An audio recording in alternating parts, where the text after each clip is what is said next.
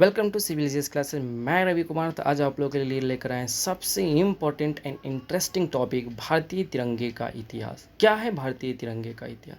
किसने डिज़ाइन किया भारतीय तिरंगों को? कौन थे जिन्होंने भारतीय तिरंगों को डिज़ाइन किया? इनसे जुड़े क्या पहलू हैं? भारतीय तिरंगे का क्या इतिहास है? ये तिरंगा कब बना? क्या पहली बार तिरंगा कब फहराया गया?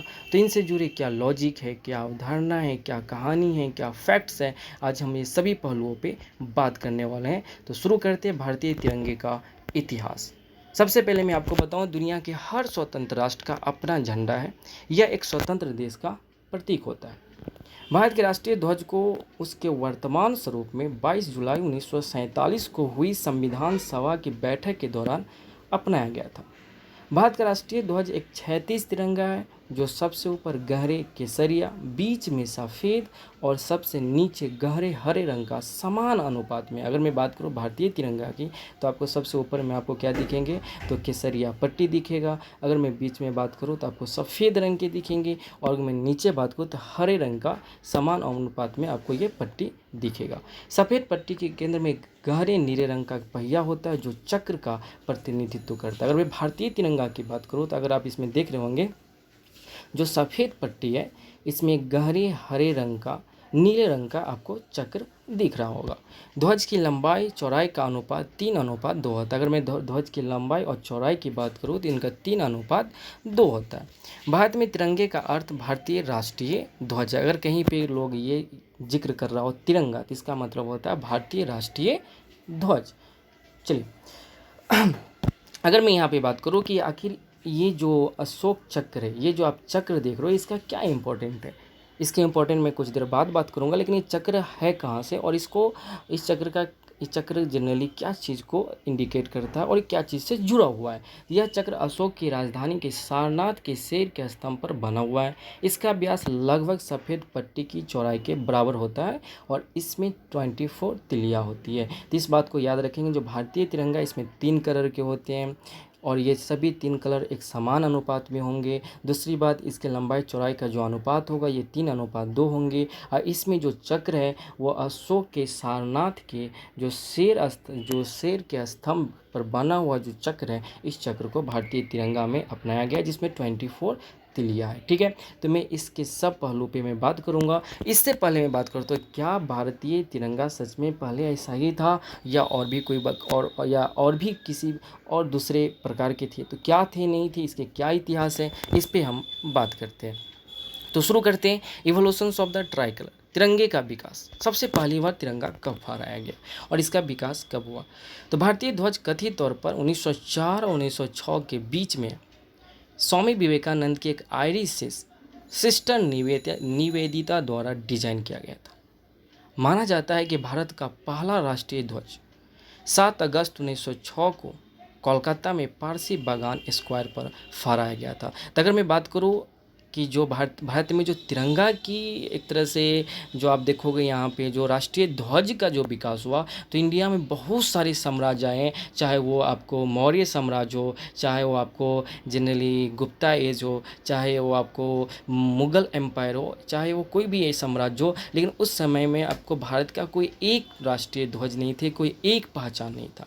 पहली बार राष्ट्रीय ध्वज की जो बात हुई, भारत में पहली बार राष्ट्रीय ध्वज वो 1904 और 6 में स्वामी विवेकानंद के आयरिश सिस्टर निवेदिता द्वारा डिजाइन किया गया था, जो 1906 में कोलकाता में पारसी बागान स्क्वायर पर फहराया गया था, 7 अगस्त 1906 को। तो आप ये देख सकते हैं, पहली बार जो राष्ट्रीय ध्वज फहराया गया था आपको इस रूप में था। यहाँ पे आप देख सकते हैं वंदे मातरम है, यहीं पे एक चांद, हाफ कटा हुआ चांद का सिंबल है। अगर आप ऊपर वाले पट्टी पे देखेंगे तो आपको कमल के फूल दिख रहे होंगे। आइए, उसके बाद इसमें क्या सुधार हुआ? तो द्वितीय ध्वज के तौर पर पेरिस में मैडम भीकाजी कामा के द्वारा 1907 में उनके साथ निर्वासित किए गए कुछ क्रांतिकारियों द्वारा फहराया गया था।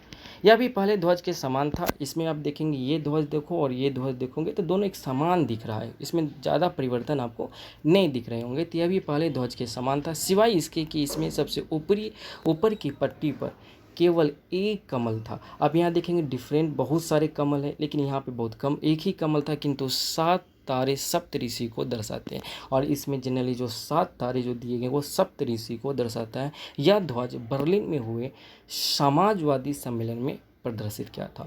तो दूसरा जो आपके ध्वज है 1907 में भीकाजी कामा के द्वारा इस रूप में बर्लिन में हुए समाजवादी सम्मेलन के दौरान प्रदर्शित किया गया था, और भारत के लिए वहाँ पे कोई ऐसे मतलब भारत की तरफ से कोई ऐसे सांकेतिक या ऐसे कोई जो एक सिंबल थे या कोई एक झंडे के तौर पे नहीं था। तो वो मैडम भीकाजी कामा द्वारा बर्लिन में हुए समाजवादी सम्मेलन के दौरान फहराया गया था। तो आपने देखा पहली बार 1906 में कहाँ फहराया गया था, 7 अगस्त 1906 में कोलकाता में फारसी बागान में फहराया गया था। और 1907 में विदेश में पहली बार भारतीय जो राष्ट्रीय ध्वज के तौर पे एज ए संकेत के फॉर्म पर जो फहराया गया था वो मैडम भीकाजी कामा के द्वारा, जिसमें आपको 7 सप्तऋषि के आपको सिंबल ऊपर में दिखाया गया। आइए फिर इसमें क्या सुधार हुआ, तो तृतीय ध्वज के रूप में 1917 में आया, जब हमारे राजनीतिक संघर्ष ने एक निश्चित मोड़ लिया।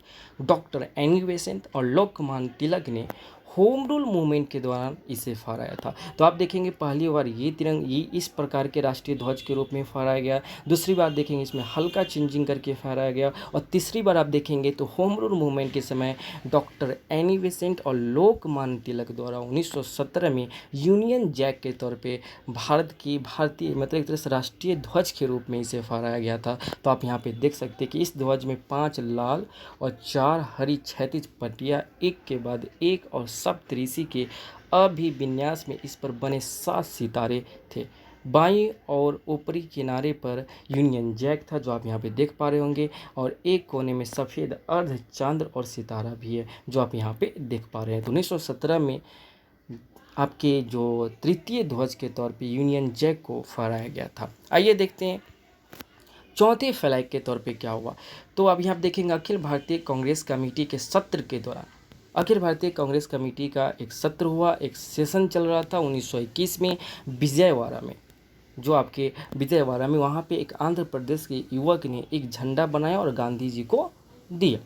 गांधी जी ने उसमें बस आप देखेंगे तो गांधी जी को दिया। तो चौथे अगर मैं पॉइंट नंबर 4 को मैं आपको अच्छे से बताने की कोशिश करूं कि अखिल भारतीय कांग्रेस कमेटी के सत्र के दौरान जो 1921 में बेजवाड़ा, जिसे आज के समय विजयवाड़ा कहते हैं, में किया गया था, यहाँ आंध्र प्रदेश के एक युवक ने एक झंडा बनाया और गांधी जी को दिया। तो इस कांग्रेस का जो कमेटी के जो सत्र चल रहे थे, आईएनसी का जो सत्र चल रहा था 1921 में विजयवाड़ा में, वहाँ पे एक बच्चे ने गांधी जी को झंडे बना कर दिया। आखिर इस झंडा में था क्या, देखते हैं। यह 2 रंग का बना था, इसमें 2 कलर थे। आप यहाँ पे देख, जब बच्चे ने दिया उसमें 2 कलर था, एक आपको ग्रीन दिख रहा होगा, एक आपको रेड अभी दिख रहा होगा। इसमें 2 कलर थे, लाल और हरा रंग, जो 2 प्रमुख समुदाय अर्थात हिंदू और मुस्लिम का प्रतिनिधित्व करता है।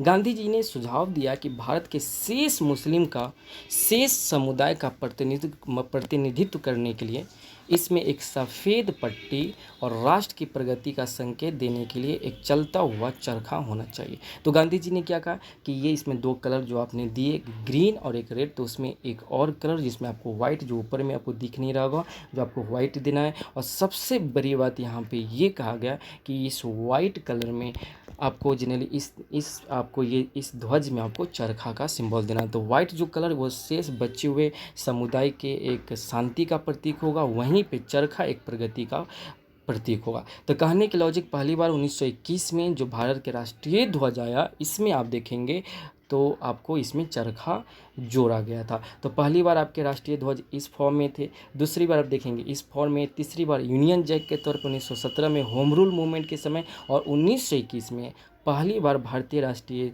ध्वज के बाद जो भारतीय ध्वज था उसमें चरखा का प्रयोग किया गया, वो 1921 में। अब आते हैं 1931 में क्या हुआ। तो 5वां आप देखेंगे तो हल्का आपके अब यहाँ पे देखेंगे तो जो आपके जनरली जो तिरंगा है, इस टाइप का आपके ध्वज बनना शुरू हो गया। तो वर्ष 1931 में ध्वज के इतिहास में एक यादगार वर्ष है। तिरंगे ध्वज को हमारे राष्ट्रीय ध्वज के रूप में अपनाने के लिए एक प्रस्ताव पारित किया गया। यह ध्वज जो वर्तमान स्वरूप का पूर्वज है, अगर आप देखेंगे अभी का जो ध्वज देखेंगे, जो आपको ये ध्वज जो दिख रहा है, इसी इसी आपको कलर में ये ध्वज दिखेंगे। तो कहने के लॉजिक आज के ध्वज और ये 1931 में जो आपके 5वें ध्वज के तौर पे आया था उसमें बस हल्का डिफरेंस ये है कि इसमें आपको चरखा का सिंबल है और इसमें चरखा नहीं। तो आप लोग कमेंट बॉक्स में जवाब देंगे कि चरखा का सिंबल पहली बार भारतीय राष्ट्रीय मतलब भारतीय जो ध्वज था वो कब जोड़ा गया था और कांग्रेस के किस अधिवेशन के समय में इसमें चरखा का सिंबल जोड़ा गया। तो आप देखेंगे 1931 में जो राष्ट्रीय ध्वज में जो तिरंगा का जो एक तरह से कंसेप्ट आता है वो 1931 में आता है, जिसमें आप देखिए यह ध्वज जो वर्तमान स्वरूप का पूर्वज है, केसरिया सफ़ेद और मध्य में गांधी जी के चलते हुए चरखे के साथ था। तथापि यह स्पष्ट रूप से बताया गया है कि इसका कोई सांप्रदायिक महत्व नहीं था और इसकी व्याख्या इस प्रकार की जानी थी। तो कहने के लॉजिक जो आपकी तिरंगा इसका कोई भी सांप्रदायिक महत्व नहीं है। तो कमेंट बॉक्स में आप लोग जवाब देंगे जो तिरंगे का स्वरूप है वो किस वर्ष आया था। आइए जो आपके वर्तमान समय में जो तिरंगा है जिसको आप तिरंगा कहते हो, जो वर्तमान समय में आपको जो भारतीय राष्ट्रीय ध्वज है आपको इस प्रकार का है, जो आपको आज मतलब अभी तक आप बचपन से इस ध्वज को होस्ट करते आते होंगे, स्कूल में कॉलेजेस में कहीं भी आप फहराते आए होंगे। तो ये ध्वज जो वर्तमान समय में ये आपके जनरली 22 जुलाई 1947 को संविधान सभा ने इसे मुक्त भारतीय राष्ट्रीय ध्वज के रूप में अपनाया। स्वतंत्रता मिलने के बाद इसके रंग और उसके महत्व बना रहा। केवल ध्वज में चलते हुए चरखे के स्थान पर आप देखेंगे यहाँ पे जो चलता हुआ चरखा था इसके स्थान पे क्या लाया गया, जो चलते हुए चरखे के स्थान पे सम्राट अशोक के धर्म चक्र को दिखाया गया। इस प्रकार तिरंगा ध्वज अंततः स्वतंत्र भारत का तिरंगा ध्वज बना। तो 22 जुलाई 1947 को संविधान सभा के द्वारा फाइनली आपको तिरंगे ध्वज को कुछ मॉडिफाई करके स्वीकार कर लिया गया, जिसमें आपको जनरली अशोक चरखे की जगह पे अशोक चक्र का प्रयोग किया गया। तो कमेंट बॉक्स में आप लोग बताएंगे पहली बार भारतीय राष्ट्रीय ध्वज में चरखे का प्रयोग कब किया गया था। आइए इंपॉर्टेंस ऑफ फ्लैग कलर, जो ध्वज के रंग है इसके क्या महत्व है।